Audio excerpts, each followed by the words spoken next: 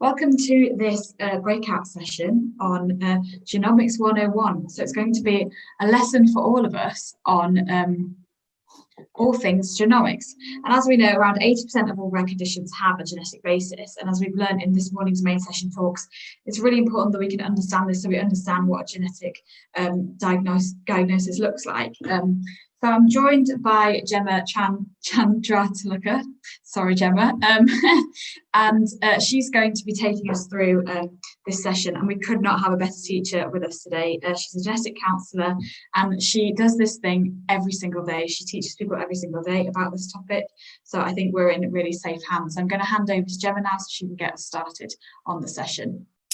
So I am, as Philippa said, I am the, my name is Gemma Chandratillake. I'm the Education and Training Lead, and I cover the East Midlands and East of England region, so a population of about 10 million people. And it's really my job to educate all healthcare professionals about genomics in this region so that they can deliver good genomic-based medicine for patients in our region. So that's my main role. I also teach at the University of Cambridge on the Genomic Medicine programme, and I'm a trustee of Cambridge Rare Disease Network. So let's see. Okay, so today what I'm going to do is just go over some of the terminology so that you're familiar with the terms and how they relate to each other. So DNA, genes, genetics and genomics, we all bandy these words around, but what actually are we talking about? Then I'll try and give you some context about genomic medicine and how genomics relates to medical care, and particularly for rare diseases. And then I'll just sort of finish off the session by talking about some of the inheritance patterns that we see with genetic conditions, because I find that people are often a bit confused about that and need a bit of a refresher. So do ask questions in the chat as we go, and I'll try and leave you as well with some other places where you can learn more. Okay, so we all have bodies, and our bodies are made up of cells. Inside each of our cells in our body, there is a nucleus, and inside the nucleus of a cell, there is our DNA. And our DNA really is an instruction molecule, it's an information molecule, and that's where our genes are. Our genes are the instructions for making our bodies and making our bodies work.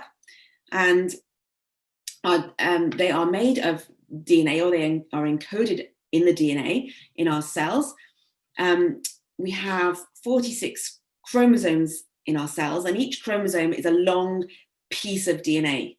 And so the DNA is arranged in long pieces called chromosomes, and the DNA codes for our genes. So the genes are the instructions that make our bodies work. So everybody has about 20,000 genes. So here we go. Here's a picture of our chromosomes. So this is actually a picture of the DNA molecules that make up our genome. So as you can see, there are long, thin pieces of DNA, and they're actually very tightly wound up. So they're a lot longer than this, than they look here. But you will notice that our chromosomes, there are 46 of them, but they come in pairs. So there are 2 of each chromosome. And that means that we have 2 copies of every gene in our bodies. We get 1 copy from each gene from our mum and 1 copy of each gene from our dad. Okay, and our DNA code looks like this. So the code that contains the information for our genes is made up of 4 chemical letters. They're called adenine, guanine, thymine, and cytosine, but we call them A, G, C, and T for short. And it's a really long code. It's 3 billion letters. So it just looks like this, and it goes on and on and on. People say if you were to read out this code, it would take about 50 years if you just started reading it and didn't stop. So that would not be a very interesting way of spending your life, especially because just looking at the sequence of letters doesn't really tell you very much, but that's what it looks like.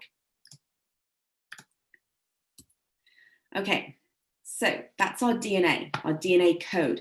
So DNA is an information storage molecule. It contains this code of our genes. And in order for that information to do anything, it has to be uncoded into molecules that do things, like protein molecules. And so it actually passes through an intermediary stage called RNA. And so that's an information transfer stage. And then you read the RNA molecule, the cell reads the RNA molecule and it makes something out of it, like a protein or a polypeptide. So we have DNA, which is information storage, and the sort of science of studying that sequence is called genomics. We have RNA, which is information transfer, and the science of studying that is called transcriptomics. And then we have whatever we end up making from that information. And often that's a protein molecule, and so the study of that would be called proteomics. So I know there's an awful lot of omics, and people actually refer to these kinds of sciences as omics, but you hear them bandied around, and they're sort of quite trendy, but that's what they are. So they're all kind of studying different parts of this process, which is getting from our DNA information to our bodies and how they work. All right, so a gene, what is a gene? A gene is a sequence of DNA in the genome that carries the code for making something. So for making a protein molecule, or in some cases for making a functional RNA molecule. But it's a gene is a piece of DNA that encodes something. And we have about 20,000 of those in our genome. And remember, we have 2 copies of each gene, one from mum, one from dad. Our genome is all of our genetic information. So it's all of our DNA. And it contains genes, but it contains a lot of other DNA as well. So our genes, the collection of 20,000 genes, only makes up about 1 to 2% of our genome. And our genome is our entire amount of DNA. All right, so when we study genetics, we tend to think of in terms of a particular gene. Whereas when we use the word genomics, we tend to be thinking about many genes up to the whole genome all at once. And we never really used to study genomics. We used to study genetics. We've been doing that for a long time. But the reason we can study genomics now is because of advances in technology. So we are able to sequence DNA a lot more than we used to be able to do, and that means we can study more of it. So genetics is an old term. It sort of started off as the study of inheritance. And when you study inherited characteristics, you don't actually need to know anything about DNA in order to do that. So when you may have heard of Gregor Mendel, and he used to study pea plants. And when he did that, he didn't know anything about DNA. We do this all the time. So when we have a baby, or a child, we might look at them and we might say, oh, they've got Grandpa Tom's nose. And that would be the study of an inherited characteristic without knowing anything about the DNA sequence that is behind that characteristic. So when we're studying genetics, we're often thinking about a particular sequence of DNA that codes for a particular functional molecule that relates to a particular characteristic.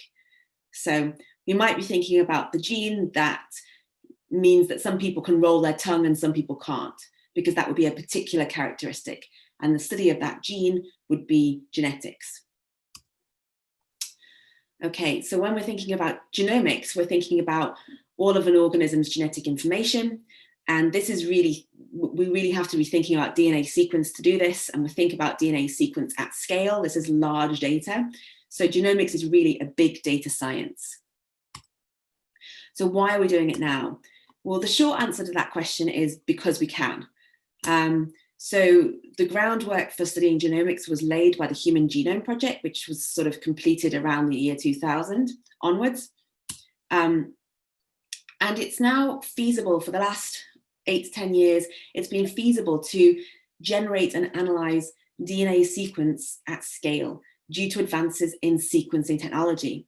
And it's been possible to analyze that large amount of data due to advances in compute technology. So it's now much cheaper to be able to generate genetic information by sequencing DNA and analyze it. So now you can sequence a human genome for less than $1,000.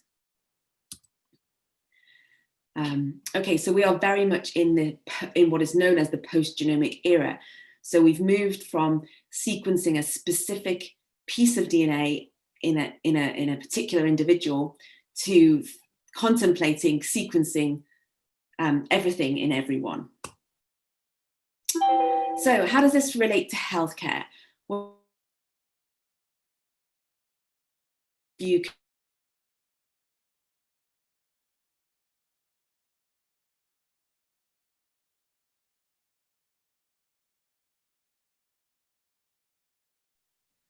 I think improve and drive healthcare using data to drive healthcare. So do more intelligent healthcare. And that's the idea. Oops. So what do? If we are going to sequence a person's genome, then we are going to read the complete set of 3 billion DNA letters in their genome. And what you then do is you compare maybe that patient's genome to a reference genome, and you look for any differences between the two, like that. And we call these differences variants. So actually, humans are we're not a very ancient organism. We're on the planet. So we're all quite similar to each other. Any two people in this room, their genome will be mostly exactly identical to each other. There will only be 0.1% differences between any two of our genomes. But because our genomes are big, with 3 billion letters in them, 0.1% actually equates to 3 million differences between any two people's DNA. So that's a lot of data to make sense of. So everybody's DNA is different, and most of these genetic variants do not alter the function of genes. So it's really the job of the genomic laboratory to interpret those genetic variants, to decide whether they are likely to be meaningful for that patient's health, whether they affect the function of a particular gene, for instance, or whether they are just normal genetic variation in the population that's doing no harm. Okay, and so if any of you have had a genetic test report, you'll find that they tend to have quite a lot of jargon in them. The nomenclature that's used isn't necessarily very clearly explained. So I've put together this little 2-page guide, which you're welcome to download, and that just explains the words that are used in a genetic test report. So if any of you got genetic test reports and you don't know what they mean, you could have a look at this guide and see if that helps. All right, so genomic medicine. This is the practice of using DNA sequence information from a person's genome to inform their medical care. And this can be done in many ways. So it may be that we can make a diagnosis or a prognosis, a prediction about what disease somebody might develop, try and do preventative medicine if we have that information. This can be used for family planning or for guiding treatment. So certain individuals can have bad reactions to certain medications. And also certain medications don't work for some people. So if we're able to know that, we can prevent those adverse reactions and also guide treatment to pick treatment that's more effective. Oops, let's see. Okay, and the other reason area where genomics is being used in medicine is that of infectious disease. So that's probably quite topical at the moment.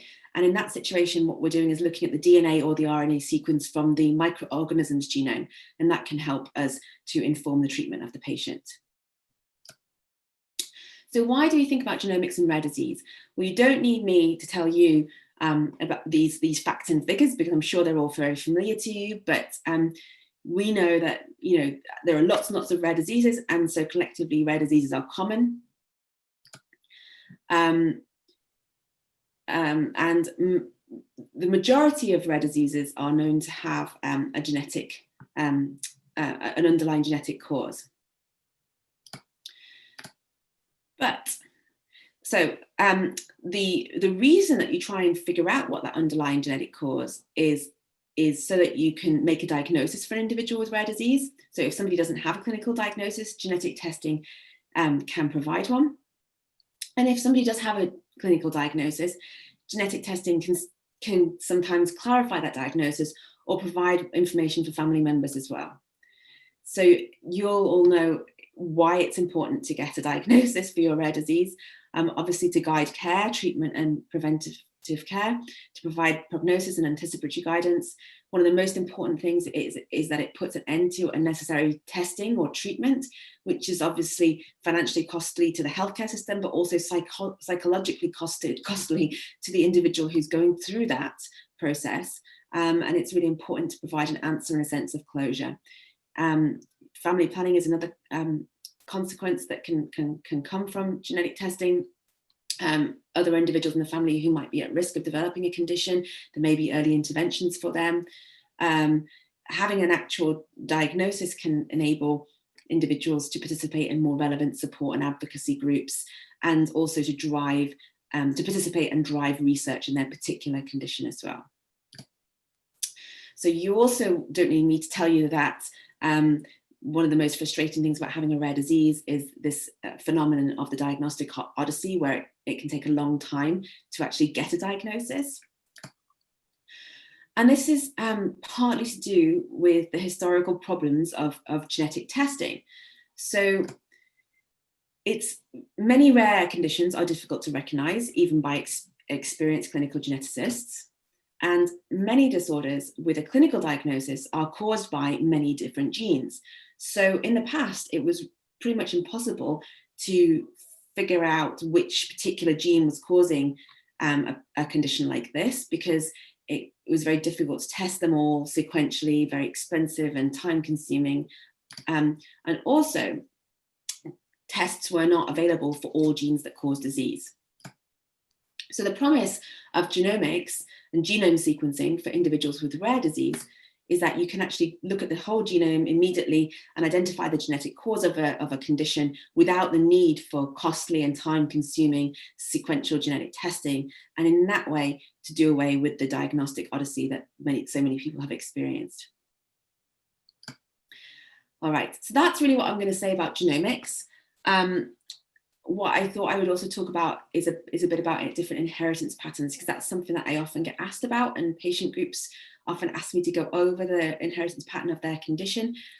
So I'm just going to briefly touch on the sort of common inheritance patterns, and hopefully that's useful to you as a refresher, if nothing else. So we'll talk about autosomal recessive, autosomal dominant, and X-linked inheritance patterns. It's important to note that there's also mitochondrial inheritance pattern, which is a bit more complicated, and I don't think I'm going to have time to talk about today. But we'll touch on the sort of common three. So when it comes to autosomal recessive inheritance, this is the inheritance pattern we see for a lot of different genetic conditions, and this is where the reason a condition is autosomal recessive is when you have two copies of each gene, and if one of them is broken and not working, but you have the other copy working, that means that you do not have that genetic condition. You do not manifest that genetic condition. So, so here we've got this example where we've got a mum who has a working copy of the gene in orange and a broken copy of the gene in blue, and the dad has a working copy of the gene in orange and a broken copy of the gene in blue. So dad can make two different types of sperm, one with the working copy and one with the working copy, one with the broken copy. Mum can make two different types of eggs, and so you can have, depending on which sperm fertilizes which egg, there are 4 combinations of egg and sperm that can come together to make an embryo, and it's random chance which one happens. And so that means you can have different types of children, if you like, from each pregnancy, depending on which egg and sperm come together. So if this child here has inherited 2 broken copies, one from mum and one from dad, so that means that he's actually affected by the condition. And these 2 children are both carriers for the condition because they have 1 working copy and 1 broken copy, and this child has 2 working copies So this happens by random chance, and it's independent for each pregnancy. So if you have one child who's affected by a condition, it doesn't mean that the next 3 children won't be affected. It's just a random chance with each pregnancy. Each pregnancy has a chance of 1 in 4, if both the parents are carriers, 1 in 4 that a child will be affected by that condition. All right, and if we draw out a family tree of a family with an autosomal recessive condition in that family, this is what it would look like. So this is how we tend to draw family trees in genetics. We draw squares for males, and circles for females. And so you can see here that this male and female have some children, 1, 2, 3, 4, 5. They have 2 boys and, they have 1, 2, 3, 4, 5. Yes, they have 2 boys and they have 3 girls. And one of their sons and one of their daughters is affected by this condition, but their other 3 children are not. Okay, so that's autosomal recessive inheritance. So we'll move on and talk about autosomal dominant inheritance now. And this is another type of inheritance pattern that we see with different genetic conditions. And so in this situation, we have an affected individual. In this case, it's the mother. And so she has 2 copies of a gene. One of them is broken, which is indicated by the X here. So she has 2 copies of the gene. One is working and one is broken. And the father has 2 working copies of the gene. So remember, again, it just depends which sperm comes together with which egg. And in this case, it doesn't really matter which sperm is used. But the eggs will be of 2 types. They will have, some eggs will have working copies and some eggs will have not working copies.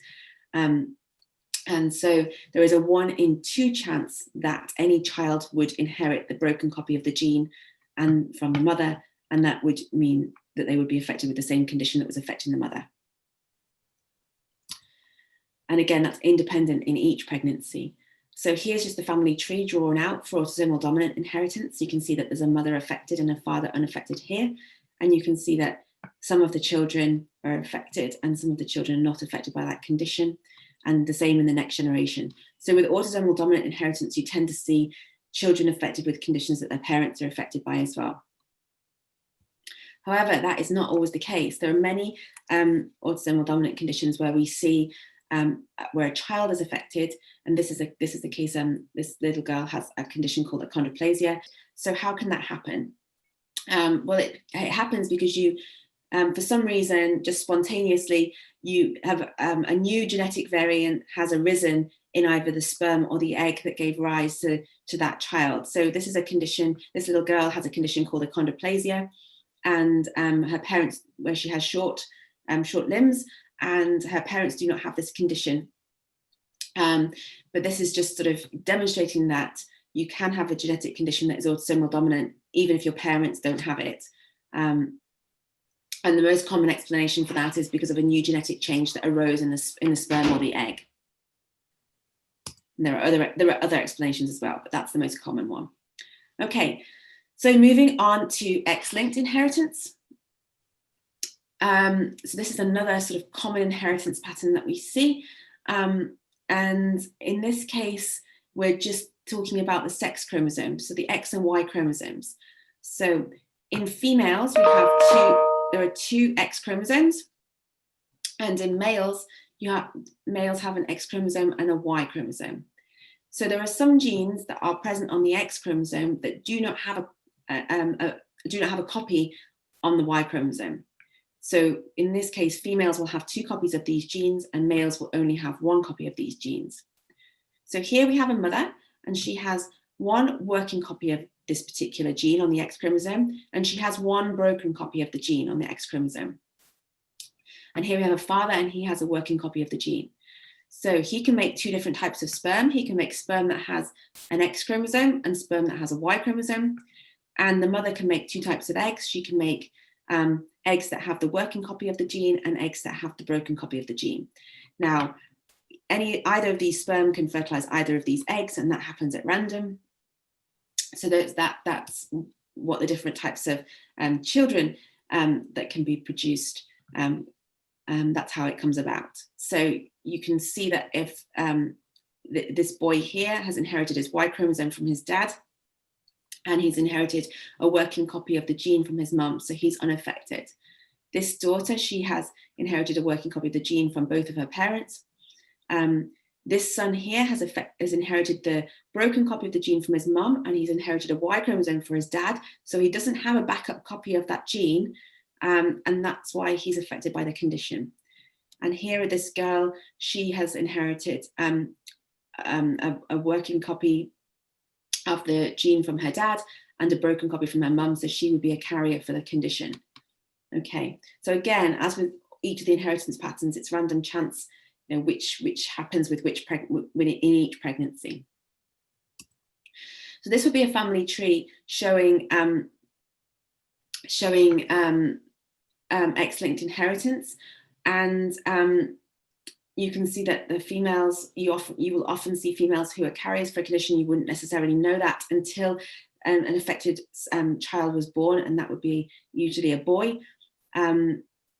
However, just as with autosomal dominant inheritance, it can be that there is a new genetic change that happens in the egg or the sperm, and so you can have the affected child doesn't necessarily come from a carrier mother. It could be that the not in the sperm. It could be that the egg had a spontaneous change in the egg that gave rise to that affected son.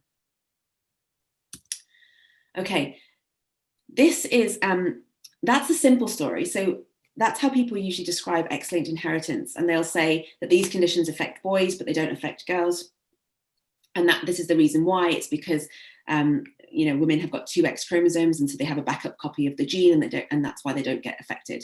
So women are just carriers, and males can be affected. However, that is a huge oversimplification, and it's not true.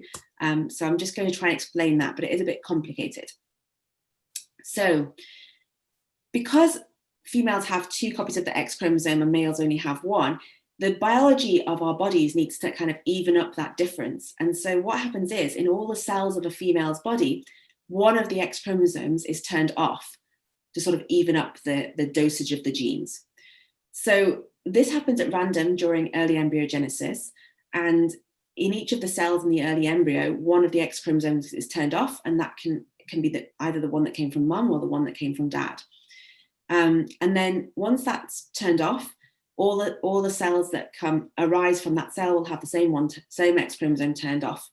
All the ones that arose from this cell would have their blue X chromosome turned off. So this is quite complicated and difficult to understand, but it means that females are essentially mosaics, with some of the cells in their body having one of their X chromosomes turned on, and some of the cells in their body having the other X chromosome turned on. But the easiest way to explain this is to look at cats. So, if we think about a tortoiseshell cat, we are familiar with the fact that tortoiseshell cats have patches of fur. They have black patches and orange patches. And this is because there is a gene on the X chromosome in cats, and one version of that gene codes for orange fur, and one version of that gene codes for black fur. And because it's on the X chromosome, during early embryogenesis of the cat, one of the X chromosomes is inactivated. And so you get a patch of cells which has either the orange gene turned on or the black gene turned on. And that's why you get a cat that is patchy for orange and black. And that's why all tortoiseshell cats are female. The male cats only have 1 X chromosome, so they will either have black fur or orange fur. But because the female cats have 2 X chromosomes and they're randomly inactivated, you get this patchy pattern. And so when it comes to an X-linked condition in females, you have to think of it as a bit like this. So your body will be a mosaic, with some of your cells having turned off the working copy of the gene, and some of your cells having turned off the broken copy of the gene. Now, the cells which have turned off the broken copy, they're okay because they've got a working copy turned on. But the cells that have turned off the working copy, they've only got their broken copy. And that's why females can actually have symptoms from X-linked conditions. So females can have a range of symptoms. They can basically have no symptoms all the way through to the same exact condition that males have. So they tend to have milder symptoms than males, but that's not the case for all females. So females can have severe symptoms if, for instance, they inherit 2 broken copies of the gene, or more commonly, because their working copy of the gene is turned off in a lot of their cells through this process called X inactivation. All right. So let's see. So just to conclude, hopefully I've given you a bit of a whirlwind tour of why we're using genomic testing in healthcare, and the fact that it will significantly increase over the next 10 years. That this explosion of genomic data is driving research, which will have an impact on many areas of medicine, including rare disease. That having a molecular genetic diagnosis can be helpful, even if you have a clinical diagnosis for your condition, and that you or your family member may be offered a genomic test through the NHS shortly. Okay. And if you want to know more about genetics and genomics, here are some resources for you. So we're going to have some talks at RareFest on the 28th of November. That's Cambridge Rare Disease Network's Festival of Rare Diseases. So tune in for that. But also there is a genomic education program that Health Education England have produced. And I would really steer you towards this website. They've got some fantastic resources. It's primarily been developed for healthcare professionals, but you can read them too. The genomic medicine service that's currently being launched within the NHS, they've started to put some content up online as well. There are quite a few courses on genomics on FutureLearn, and these are free to take. So if you just go on the FutureLearn platform and search for genomics, you'll find some of them. And then of course, Genetics Home Reference is a good sort of go-to guide for particular genetic conditions. This is the new strategy document that has been put out by the government in the UK, describing the impact that genomics is going to have on healthcare in this country. All right. Thank you so much for that. I know that I learned something, and I don't know anything about genomics. And so thank you, Gemma, and hopefully see some more of you later on today. Okay, thank you.